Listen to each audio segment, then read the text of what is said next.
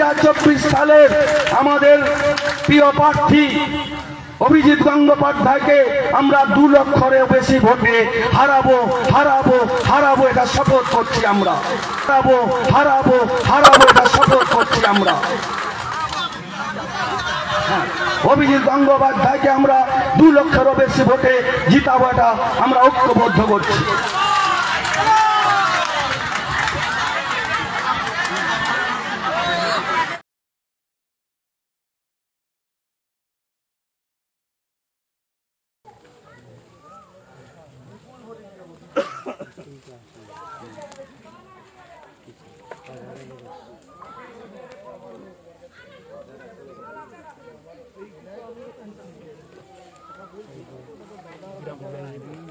ঠিক আছে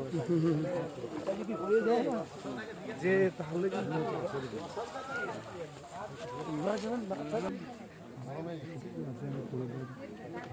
হ্যাঁ বলি সব হতে পারে না, আমাকেও তো তোমরা বলেছো, আমি তো জানতাম কিছু। কিরে তুমি, তোমার কি খবর? ও তো খবর কত কি বলছে, ও তোমার সঙ্গে দেখা করবে। ফুলধারে দাঁড়া যাচ্ছি, যাবো একদিন অফিসে চলে যাবো। আমি নাম্বার ফুলধারে দাঁড়া, আমি যাই গাড়িটা ফুলধারে যাবে তোমার সঙ্গে। আমি আসছি দাদা। 17,000 থেকে 18,000 আমরাই লিড দেবো এই অঞ্চল থেকে। আপনাকে ভারতীয় জনতা পার্টিকে আমরাই লিড দেবো এই অঞ্চল থেকে। আমরা 28টা 24টা সিট, যাতে এই আসনটা মোদী সাহেবকে আপনারা একবারে হ্যাঁ উপহার দিয়ে পারেন। হ্যাঁ। ভারত মাতা কে, ভারত মাতা কে জয় শ্রীরাম, জয় জয় শ্রীরাম।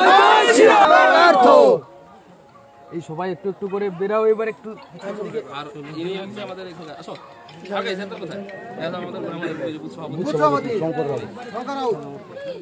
দারুণ দারুণ কার্যকরী। মানে আমাদের সূচনা এখান থেকে 18 সালে এইখান থেকে সূচনা পুরোটা একবার। এই বাক্স চলো থেকে একটু তুই ওখানে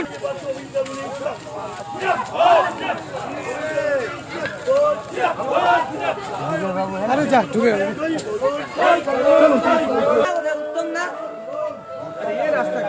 আরে এটা কোথায় নিয়ে যাচ্ছিস? হ্যাঁ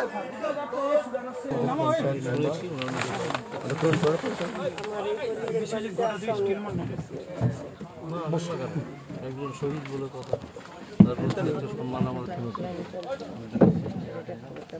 হয়েছে।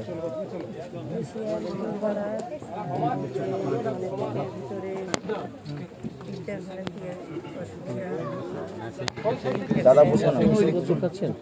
খাচ্ছি, তবে আমি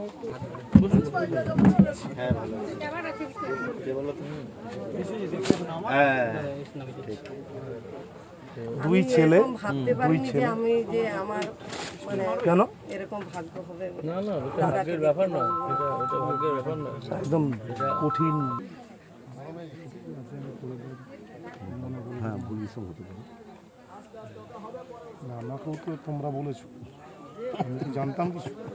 কিরে তুমি, তোমার কি খবর? ও তো খবর কত কি বলছে, ও তোমার সঙ্গে দেখা করবে। ফুলধারে দাঁড়া যাচ্ছি, যাবো একদিন অফিসে চলে যাবো। আমি নাম্বার ফুলধারে দাঁড়া, আমি যাই গাড়িটা ফুলধারে যাবে তোমার সঙ্গে। আমি আসছি দাদা। 17,000 থেকে 18,000 আমরাই লিড দেবো এই অঞ্চল থেকে। আপনাকে ভারতীয় জনতা পার্টিকে আমরাই লিড দেবো এই অঞ্চল থেকে। আমরা 28টা 24টা সিট, যাতে এই আসনটা মোদী সাহেবকে আপনারা একবারে হ্যাঁ উপহার দিয়ে পারেন। হ্যাঁ। ভারত মাতা কে, ভারত মাতা কে জয় শ্রীরাম, জয় জয় শ্রীরাম। এই সবাই একটু একটু করে বেরাও, এবার একটু আর ইনি হচ্ছে আমাদের এখানে আসো আগে সেন্টার কোথায় আমাদের সভাপতি দারুণ দারুণ কার্যকরী। মানে আমাদের সূচনা এখান থেকে 18 সালে এইখান থেকে সূচনা পুরোটা একবার। এই বাক্স চলো থেকে একটু তুই ওখানে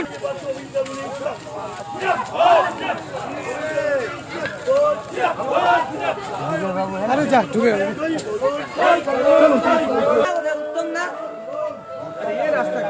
আরে এটা কোথায় নিয়ে যাচ্ছিস?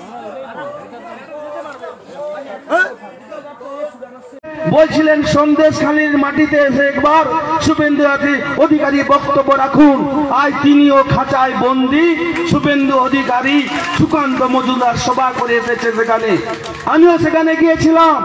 বহু মানুষের ঢল সেখানে নেমে গেছে।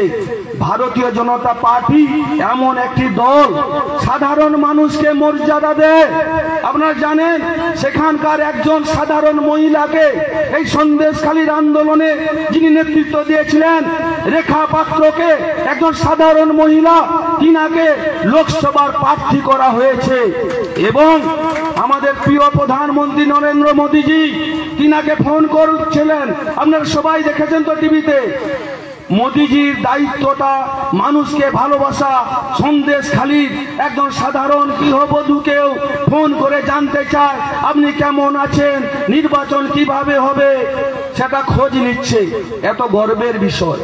আপনারা যারা আমাদের ভারতীয় জনতা পার্টিকে বিশ্বাস করেন, আপনাদের কাছে আমি শুধু করজোরে অনুরোধ করব, আমরা এই মাত্র ক্ষমতার আমাদের সূচনা হয়েছে। আগামী দিনে আমাদের গগনচুম্বী শিখরে আমরা পৌঁছাবো।